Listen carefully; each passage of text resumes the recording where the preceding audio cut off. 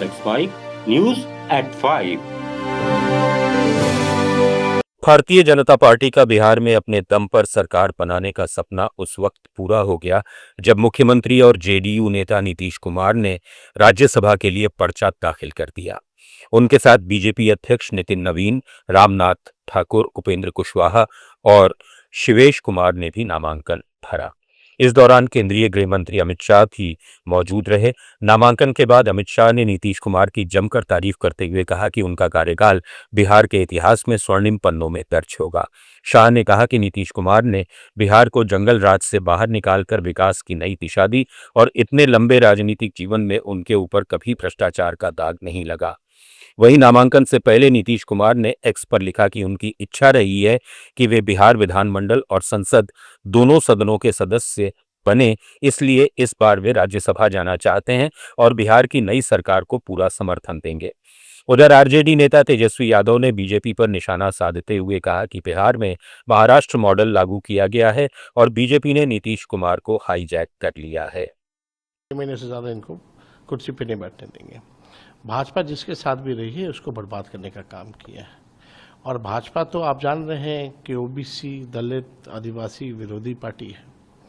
वो नहीं चाहते हैं कि भाई बिहार में ऐसा नेता रहे जो ओबीसी और एससी एसटी की बात करता रहे। वो लोग तो चाहते हैं कोई ऐसा मुख्यमंत्री हो जो रबर स्टैम्प जो है वो मुख्यमंत्री बने।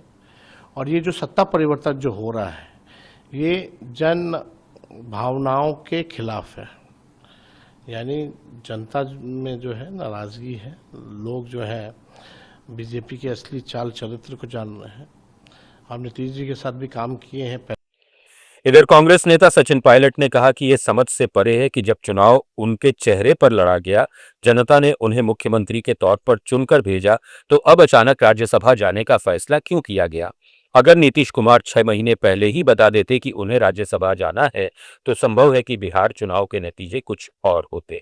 नहीं आ रहा मेरे को कि आपने चुनाव लड़ा, अपने चेहरे पर लड़ा, वोट बटोर लिए, जनता ने आपको चुनकर भेजा, अब आप विड्रॉ कर रहे हैं, किसके दबाव में कर रहे हैं, कि अच्छा से कर रहे हैं या मन मार के कर रहे हैं, इनका कुछ पता नहीं। और नीतीश जी ने वैसे भी कई बार बहुत बार अपना मन बदला है, कभी इस पाले में कभी उस पाले में। अब सुनने में आया कि वो दिल्ली आ रहे हैं। बिहार में क्या होगा, क्या दोबारा भाजपा वहाँ पर उनको दबाव बनाकर सत्ता हासिल करेगी, मैं नहीं कह सकता हूँ। लेकिन जो कुछ भी हो रहा है ये जनता को धोखे में रखकर किया गया है। अगर आप 6 महीने पहले बोल देते कि मुझे राज्यसभा में जाना है तो हो सकता है परिणाम कुछ और आते।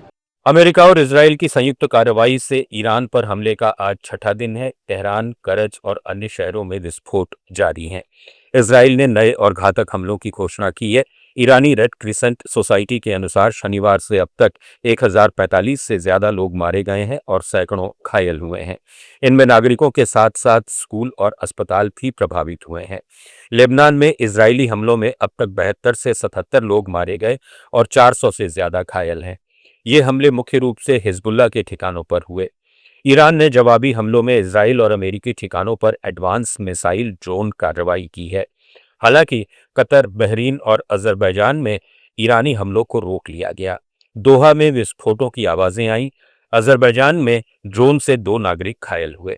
इजराइल को भी नुकसान हुआ है। ईरानी मिसाइल हमलों से 10 से 12 नागरिक मारे गए हैं, जिनमें सिर्फ बीत शेमेश में 9 मौतें हुई हैं। कांग्रेस नेता राहुल गांधी ने प्रधानमंत्री नरेंद्र मोदी पर ईरानी युद्धपोत IRIS एना के डूबने पर चुप्पी साधने का आरोप लगाते हुए कहा कि अमेरिका ईरान संघर्ष अब भारत के पिछवाड़े तक पहुंच गया है। गांधी ने एक्स पर पोस्ट में लिखा कि दुनिया अस्थिर दौर में प्रवेश कर चुकी है, जहां भारत की 40% से ज्यादा तेल आपूर्ति हॉर्मुज स्ट्रेट से गुजरती है और LPG LNG की स्थिति और भी खराब है। उन्होंने मोदी को रणनीतिक स्वायत्तता समर्पित करने वाला समझौतावादी PM बताते हुए मजबूत नेतृत्व की जरूरत पर जोर दिया। ये बयान अमेरिकी पनडुब्बी द्वारा श्रीलंका के पास IRIS एना को टॉर्पीडो से डुबोने के बाद आया, जिसमें 87 नाविक मरे और दर्जनों लापता हैं। ये जहाज भारतीय नौसेना के मिलन अभ्यास में हिस्सा लेकर लौट रहा था।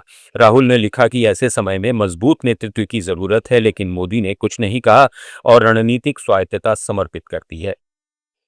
न्यूज़ एट 5 में फिलहाल इतना ही। जुड़े रहिए लेट्स माइक के साथ।